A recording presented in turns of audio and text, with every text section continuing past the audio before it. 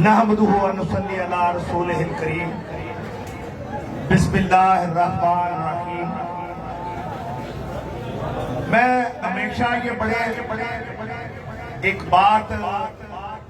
ہمیشہ سناتا ہوں کہ مجھے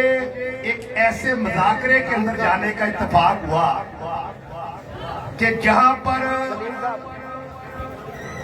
بہت سارے مذاہب کے ہندو بھی تھے، وہاں پہ سکھ کمیونٹی بھی تھی، مسیح کمیونٹی بھی تھی۔ تو میں نے کہا کہ اس مذاکرے کا میں آج میرے گمان کے اندر ایک بات ہے، میں نے کہا میں آج آپ منصف ہیں، میں آپ سے یہ پوچھنا چاہتا ہوں کہ یہ تصور بڑا عام ہے کہ ہندو کہتے ہیں کہ بھگوان ہمارا سب کچھ ہے، اور سکھ گرو نانک کو سب کچھ اپنا سمجھتے ہیں، اور مسلمان اللہ رب العزت کی ذات کو پکارتے ہیں۔ تو میں نے کہا کہ میں آج آپ سے پوچھنا چاہتا ہوں کہ اگر دنیا کے اندر ہر مذہب کا کوئی خدا ہوتا تو میں پوچھنا چاہتا ہوں حافظ صاحب کہ یہ کائنات کا نظام اپنا وجود کس طرح باقی رکھ سکتا تھا؟ آج ہندوستان کے بس میں ہو تو وہ پاکستان کو ایک بوند پانی کا نہ دے، اور اگر ان کے بھگوان کے ہاتھ میں پانی کا نظام ہوتا، بارشوں کا نظام ہوتا، سورج اور چاند ستاروں کا نظام ہوتا، تو کیا کسی اور مذہب کو چاند کبھی نظر آتا؟ ہوائیں چلتی ہوئی آپ تک پہنچتی؟ میں نے کہا نہیں، وہ ایک رب ہے،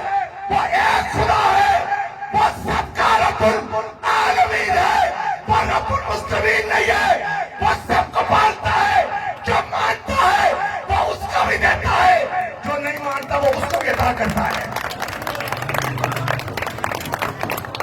حضور نبی کریم علیہ الصلوۃ والسلام کی ذات مبارک پر کروڑوں درود و کروڑوں سلام۔ جناب رانا عمر حیات صاحب جو کہ ہماری پی پی کے صدر بھی ہیں، بہت شکریہ، آج انہوں نے پکارا تو ہم چلے آئے، اور میں اللہ کو گواہ بنا کر کہتا ہوں کہ خاص طور پر میں جب یہاں پر آیا ہوں مجھے ایک روحانی تسکین ملی ہے، روحانی خوشی ملی ہے، کیونکہ میں آپ کے چہروں کے اوپر جو مسکراہٹ دیکھ رہا ہوں، میں سمجھتا ہوں کہ جب میں آپ کے علاقے سے منتخب ہوا تھا تو میں نے کوئی احسان تو نہیں کیا، مگر اگر علاقے کو میری ضرورت دن کو تھی تو اسمبلی کے فلور کے اوپر میں آپ کے لیے دھوئے کو بند کرانے کی جدوجہد میں شامل رہا، اور میں سلام عقیدت پیش کرتا ہوں ان شہداء کو، ان مسجد والوں کو جو کہ شہید ہو گئے، سجدے میں جو ہے وہ جانوں کا نذرانہ پیش کر گئے۔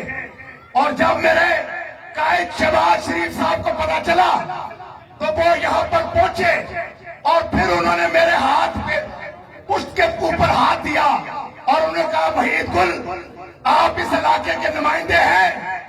آپ خدمت کریں اور اللہ کو اپنے کو راضی کریں۔ اللہ پاک نے کام لیا،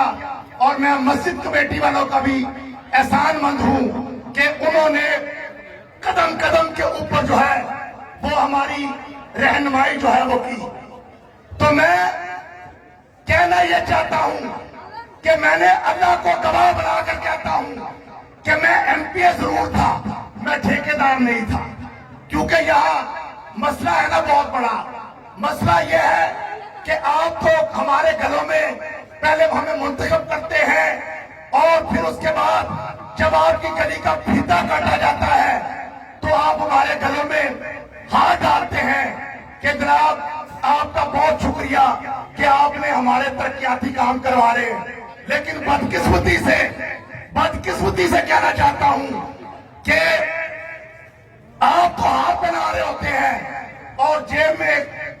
نوٹ جا رہے ہوتے ہیں, مگر میں نے اپنے اللہ کو یہ عہد کیا کہ یا باری تعالیٰ مجھے اگر تو کوئی منصب ہے تو میں تیری مخلوق کی خدمت تیری رضا کے لیے کروں, سیاست کو کاروبار بنا کر نہ کروں. اور میرے دوستوں بزرگوں بھائیوں, میں کہنا یہ چاہتا ہوں کہ ہائی بریڈ کا زمانہ ہے. میرے یہ نوجوان کھڑے ہیں, میرے نوجوان آج سوشل میڈیا کی مار چل رہی ہے. سوشل میڈیا کے اوپر سچ کا جھوٹ اور جھوٹ کا سچ کر دیا جاتا ہے, لیکن حقیقت یہ ہے کہ ہم جس پارٹی سے تعلق رکھتے ہیں اس کا قائد نواز شریف ہے. کہ وہ نواز شریف ہے کہ جب ہندوستان دھماکے کرتا ہے تو نواز شریف 5 دھماکے ہندوستان کرتا ہے تو 6 دھماکوں سے جواب دیتا ہے.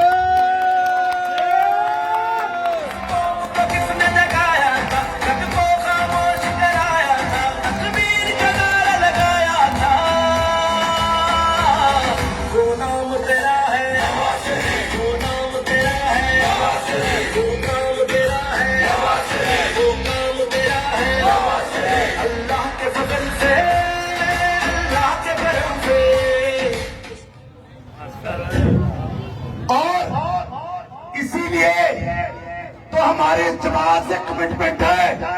ہم ٹکٹوں کے اس جماعت کے لیے محتاج نہیں ہے, کیونکہ ہم سمجھتے ہیں کہ نواز شریف میڈ ان پاکستان ہے. نواز شریف موٹر وے کے